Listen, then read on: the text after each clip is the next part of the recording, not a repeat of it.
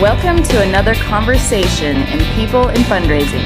This podcast features interviews with nonprofit professionals who discuss their career journeys, lessons learned, and enthusiasm for working in fundraising. And here is your host, the founder of People in Fundraising, Tim Wilson.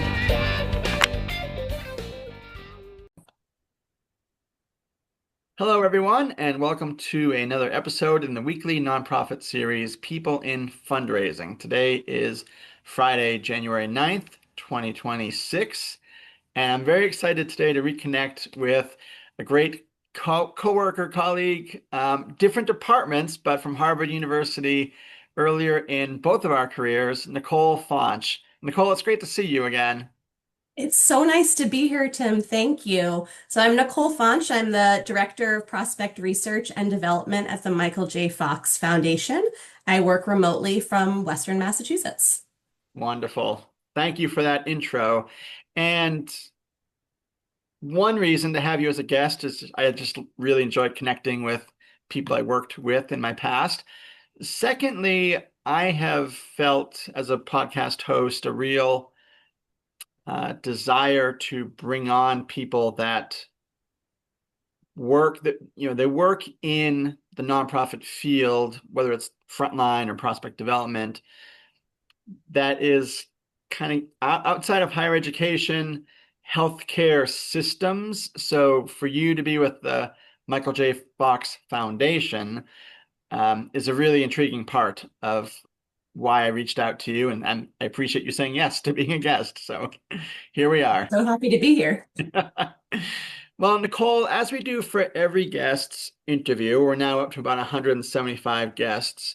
If you could please take a few minutes and just explain to our audience how you entered the fundraising profession and specifically prospect research and management. Sure. I love these stories because I just think everyone has such an interesting way of finding this work. Hopefully, people feel the same about my story. So, I was actually a finance major at Northeastern many years ago. And my first career was in securities lending at Goldman Sachs. I worked for them for several years in Boston and then 3 years in London. It was an incredible experience. But when I started to sense that I was ready for something new and I was ready to move back to Massachusetts, started looking at graduate programs, and I found myself at Simmons in Boston, where I pursued a master's in library science. My plan was to work in public libraries. That obviously is not how it turned out. I worked part-time at Bain Capital in their research library, and that led to a full-time job. But I still was like, this was not really what I was planning when I got out of finance. And so started doing informational interviews with people about what else I could do. And my resume ended up on Amy Begg's desk, who at the time was, still in some ways at Harvard, at the time was in a different position at Harvard.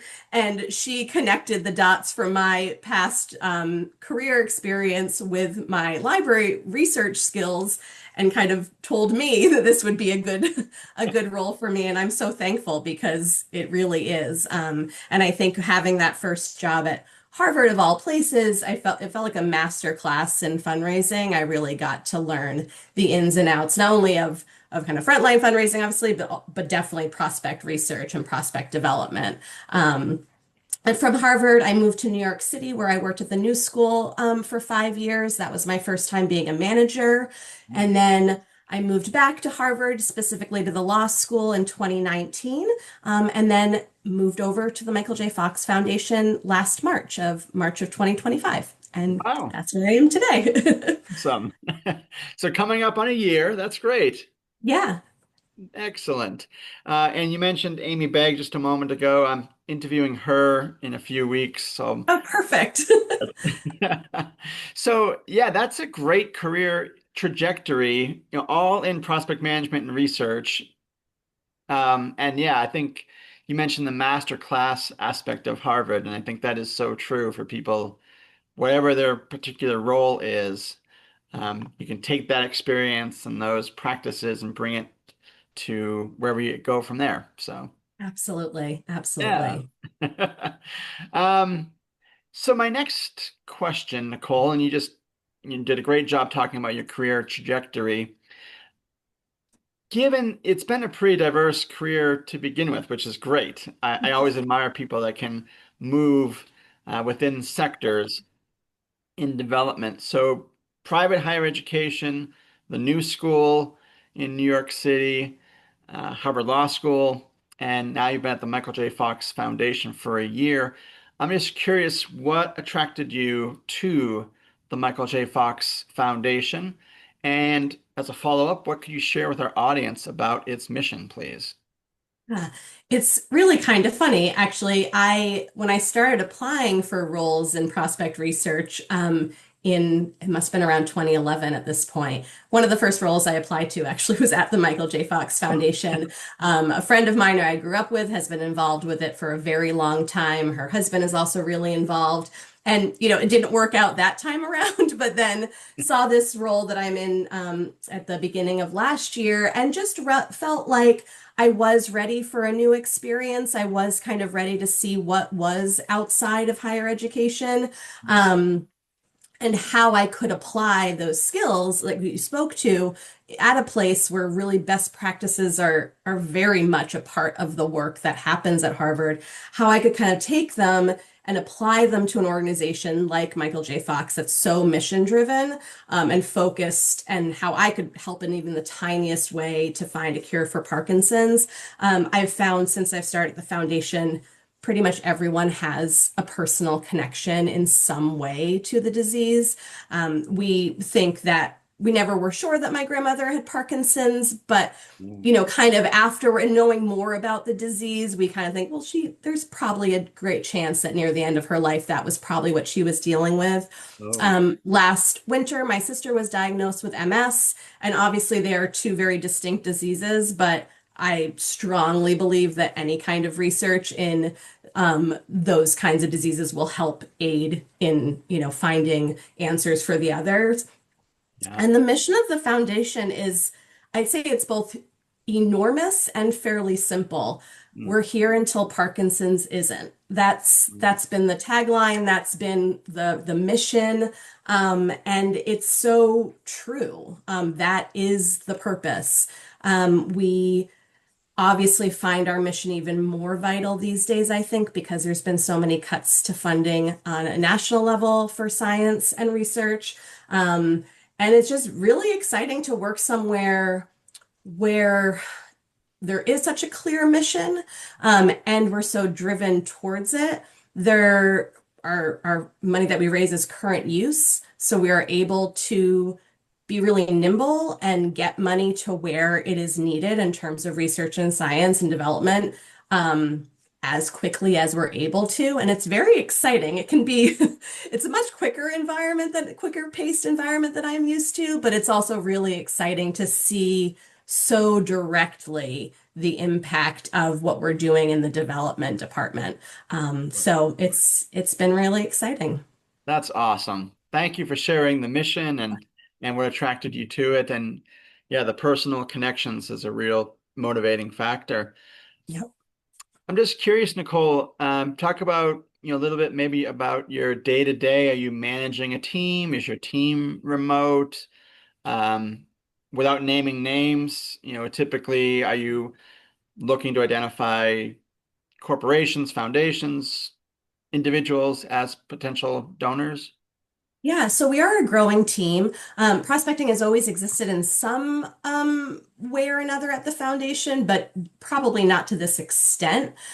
So we are currently a team of four, including myself, and we're about to become five next month, Awesome. and possibly six by the end of the year.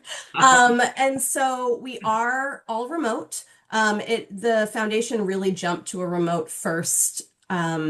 Priority during the pandemic. There are still offices in New York City. We all still go there on a regular basis to be together very intentionally, whether it's our annual all staff or our quarterly development on sites that we have. It's very intentional.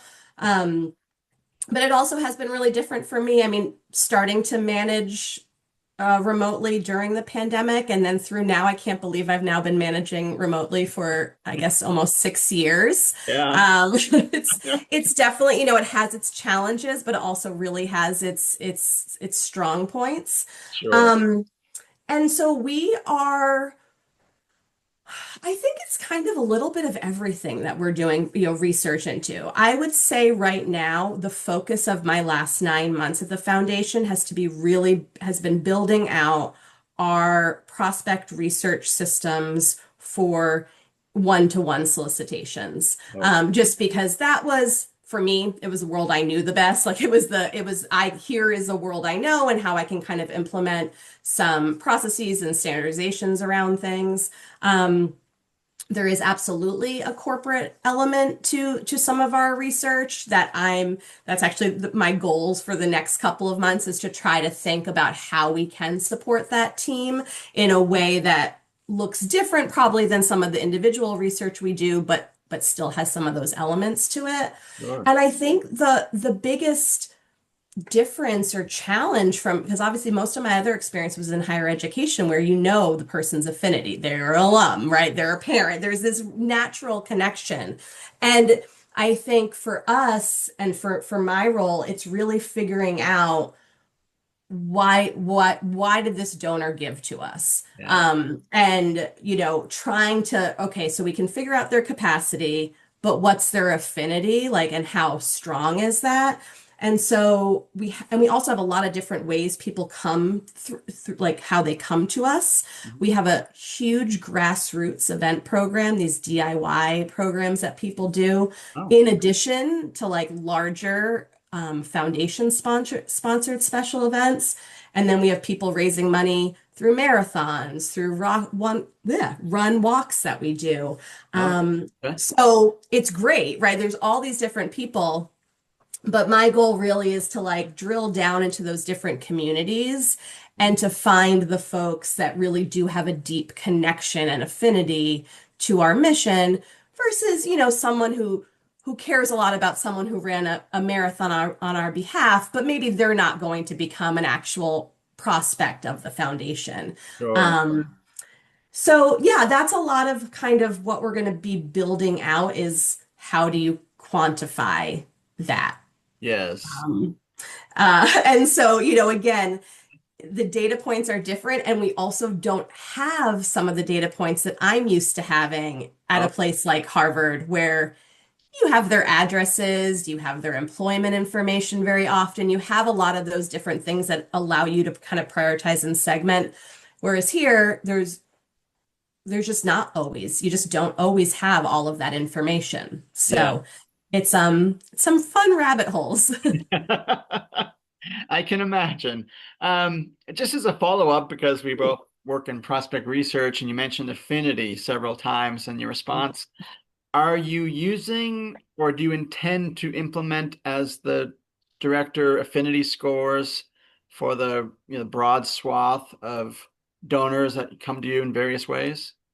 Yeah, it's something I'm definitely thinking about. We have an incredible data analytics team that is already has done a lot of that work on just our, like, what makes someone a donor, what makes someone increase their gift, and all sorts of things large around our larger Okay. population of donors. I'd love to kind of narrow in on, can we figure out what are the data points that make someone a strong major gift donor? And in the meantime, what it's meant for us and my team is figuring out kind of how do we like qualify that, either through a couple sentences or something when we're making prospect recommendations. Can we say, oh, this person has this capacity, and they seem to have given a tribute gift for this, and just again trying to figure out, is it strong, is it weak? A number would be amazing at some point, and so we'll see. Yeah. Well, that's a beautiful segue, and you've covered quite a bit in that response to the third question here. And given, as you said, your tenure in higher education leading up to the Michael J. Fox Foundation, I'm just curious, what has it been like for you as a professional and as a person to study these different motivations for giving and to make those recommendations to fundraisers? It's so interesting because it's so personal. Yeah. Um, of course, in higher education, people have a personal connection, right? You might figure out that someone, the only reason they were able to go to a school is maybe because of financial aid, or there, of course, are these other, kind of situations, but there, there is just, you're really kind of thinking about, I found it's made me think about people at such a more personal level. Mm. Um, in addition to, because I love also looking at wealth points and things like that. And so it's this interesting dichotomy, not necessarily dichotomy, but just like those things sometimes go together. I mean, Yeah. also what it's meant is that this kind of disease does not discriminate. And so people of all walks of life are really touched by it and have a very strong interest in finding a cure for it. Um, and I think I'm excited to kind of jump more into some of our grassroots events and trying to, think of these people who put on their very, like, they do it all. Yeah. They have created these fundraisers. And, what does that say about the foundation, their interest in being involved in that way? And, yeah, like, how do you turn that into data? And I think that is you want to be able to do that, and also it's hard because they're people and they have a connection, and it's not all you can't just turn all of it into a number to figure out, an assignment. Sure. Yes. Yeah. I just had a follow up because you've mentioned a few times, the grassroots events Mm. and bigger events as well. And not always, but sometimes prospect research, prospect management gets pulled into staffing events. And I just wondered, has that been your experience so far with the foundation where you're on call to help be a volunteer? Sure. So how it's really worked is that the whole entire foundation is asked to take part in events on a kind of a volunteer basis. Awesome. So twice a year, excuse me, they will send out the opportunities for volunteering at events for the first half of the year and then the second half of the year. And there's such a commitment to people being able to take part in that. And so when you do volunteer for an event, your travel is covered. You are a part of coming to that event and being a part of it. It's okay to, as long as you talk about your manager to take it if you need to take a day for it or things like that. But it's really a part of, I'd say, the core values of the foundation. And again, it's volunteer. You don't have to. Sure. But it's all across the department. And that's what I really appreciate as well, because, when you work in a development department, you can get a little bit siloed, especially depending on your role. And I volunteered in April at there's this large Parkinson's Unity Walk that happens at the end of April in Central Park in New York City. And it was fun because I got to like meet people from finance and I met someone from communications, right? So there's scientists there, like, so you get to meet people across the foundation as well, which is really wonderful. And I've found it's been such a nice way to just learn more about the work that the foundation does, along with just the people who show up for the Parkinson's community. Sure. That sounds really rewarding. Yeah, yeah, Yeah. it's neat. And we have events all over the country. So, it's a real opportunity if you want to travel and things like that. I have someone on my team who I think he volunteered for maybe 5 events last year. So it's Oh, really, really quite wonderful. Yeah. no, that's awesome. Thank you for sharing that, Nicole. Yeah. Um, we both come from the research world, and so this next question dives a little bit into the research from your LinkedIn bio, and I really appreciate any thoughts you want to share about this. And so your bio notes that you have transformed reactive research-based operations into proactive strategic partners with frontline development. And this has, quote, included designing and building systems to enhance donor engagement efforts, end quote. I know that is a really appealing piece for people in our line of work when they're looking for opportunities is, where can I go to start from scratch or enhance systems that are already in place?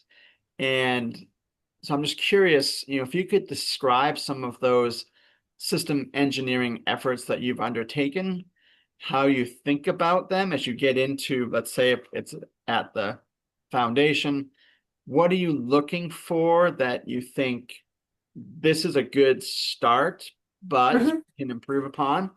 And then how do you go from identification to engineering it and to launching it, please? Sure.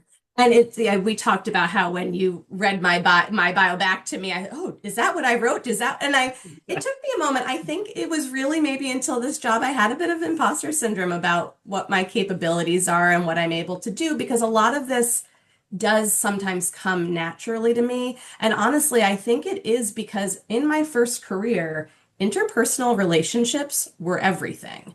When you called someone because you had stock to lend, or they called you when you had to, negotiate rates and things like that, you had to have a relationship with them. Yeah. And you had to have, it didn't have to always be deep, but you getting along with people and understanding where they're coming from is a big part of it. And so when I started working in prospect development, I started to understand how like my understanding of wealth was an asset and all of that. But I think it's taken me a while to understand that my trying to figure out where everyone's coming from and like what's the question they're trying to answer actually is really valuable in either strengthening a prospect development program or creating one. And at this point, I've kind of done both.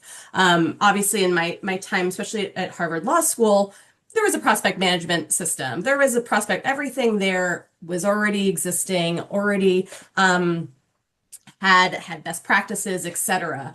And so but at the same time, I still had to build people's trusts when I started. I still had to kind of sometimes things that I thought people were already doing had to kind of either re-explain them or represent them.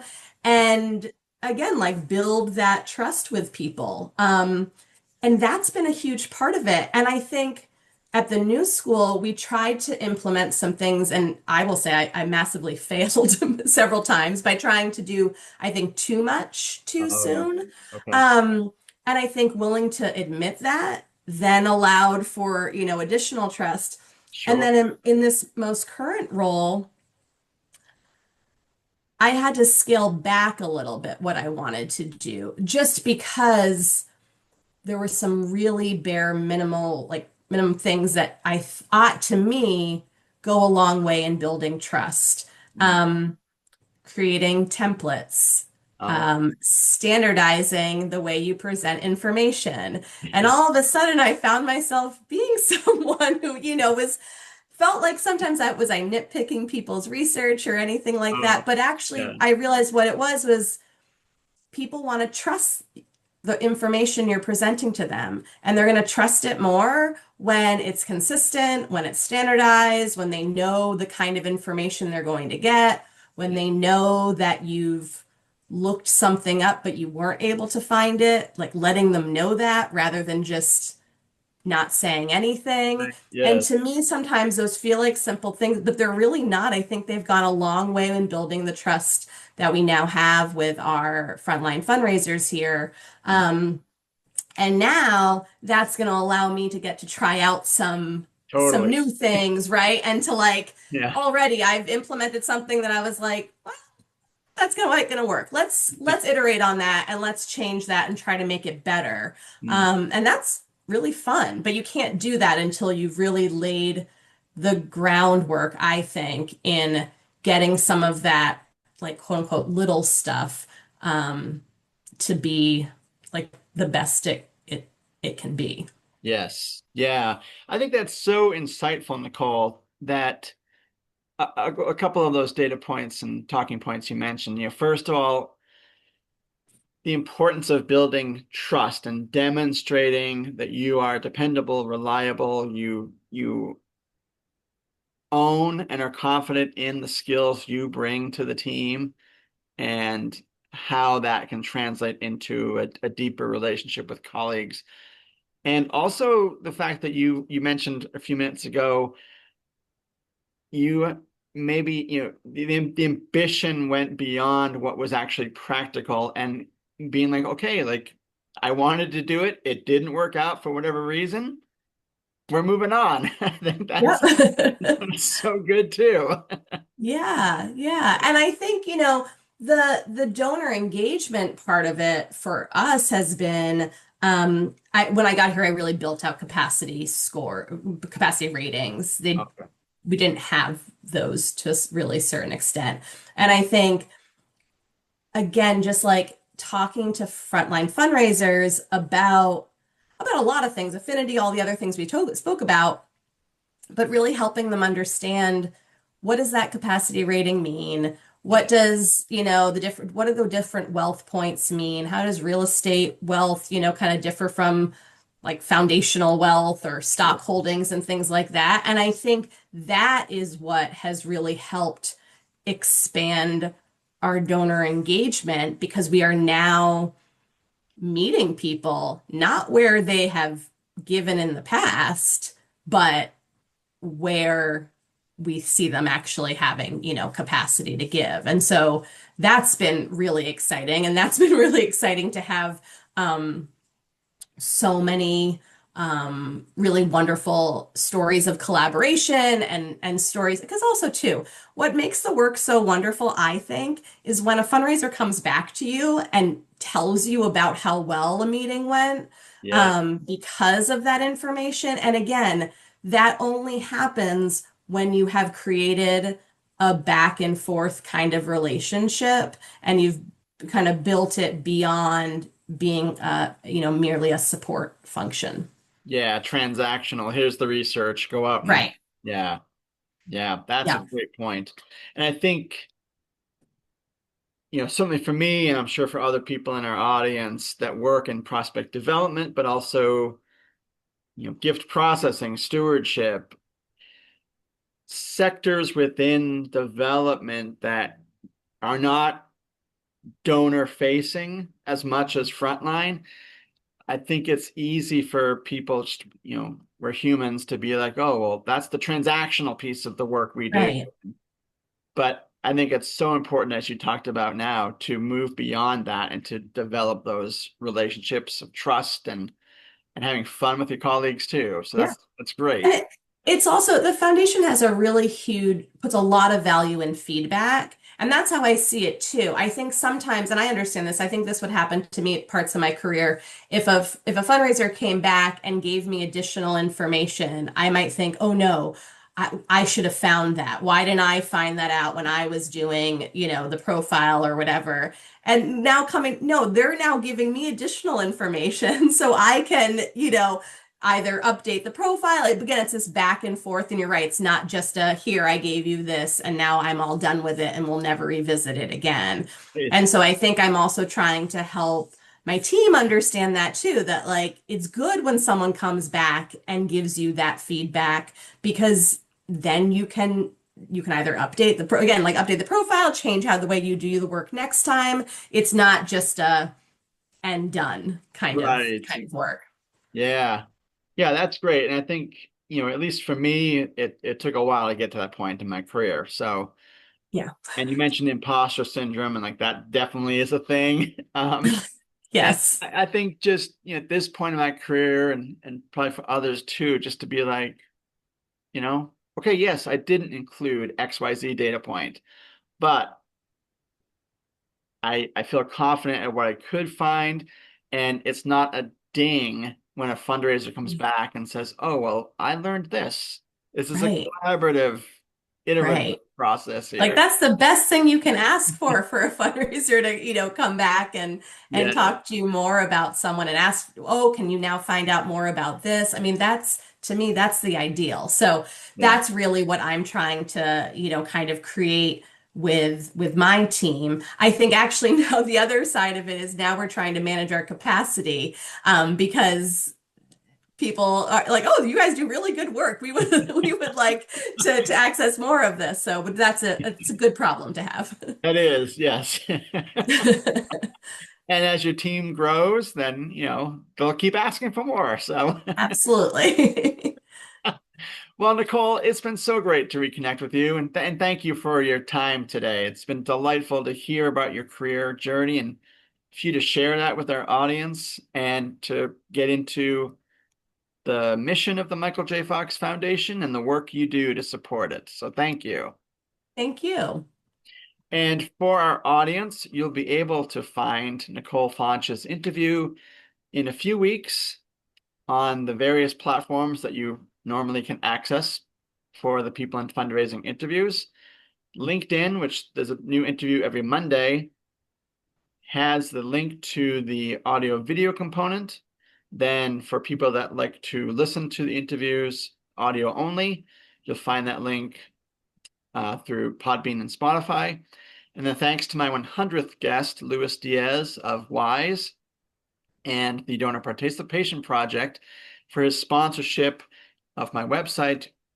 You can find Nicole's interview there at peopleinfundraising.wordifysites.com.